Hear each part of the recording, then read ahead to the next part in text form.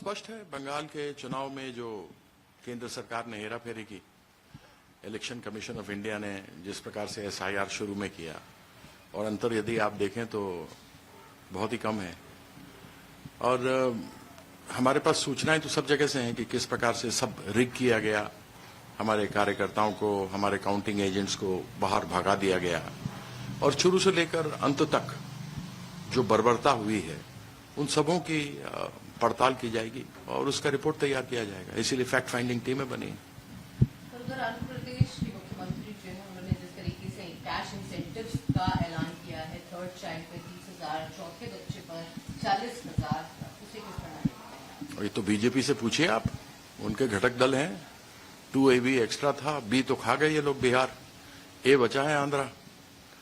तो ये लोग तो बात करते हैं पॉपुलेशन कंट्रोल की, और इन्हीं के जो मुख्य घटक दल हैं वो तीसरे और चौथे बच्चे के लिए पैसे बढ़ा रहे हैं। तो बीजेपी बताए इसका जवाब दे कि क्या ये कहना चाहते हैं। इकोनॉमिक इंस्टेबिलिटी होगी इससे, या जो सेंटर से जिस तरह के इंसेंटिव ज्यादा पॉपुलेटेड स्टेट्स को मिलते हैं उस कारण से इस तरह के कदम उठाए जा रहे हैं, क्या लगता है? सेंटर की पॉलिसी गलत है, मोदी की पॉलिसी गलत है।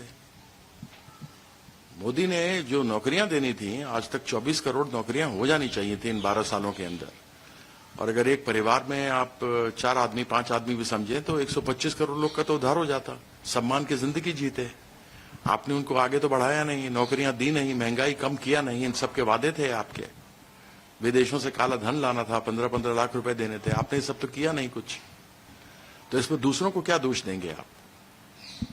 सर, आर्मी चीफ ने एक बार फिर से बयान दिया है, उनका कहना है कि पाकिस्तान को डिसाइड करना होगा कि वो हिस्ट्री में रहना चाहते हैं या ज्योग्राफी में।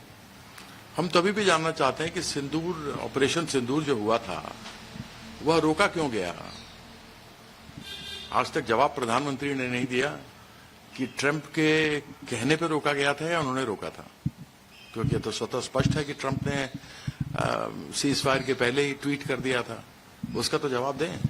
हिस्ट्री ज्योग्राफी तो बाद में होती रहेगी। हमारे तो रफाइल भी गिर गए, बहुत सारे हमारे हवाई जहाज भी गिरे हैं। उन सबों का आंकड़ा तो देना चाहिए ना, सच्चाई देश के सामने तो आनी चाहिए।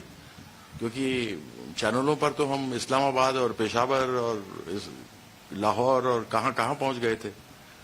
तो इस सब की जवाबदेही तो मिलनी चाहिए ना। क्या हुआ उसका? आज तक तो कोई जवाब आया नहीं।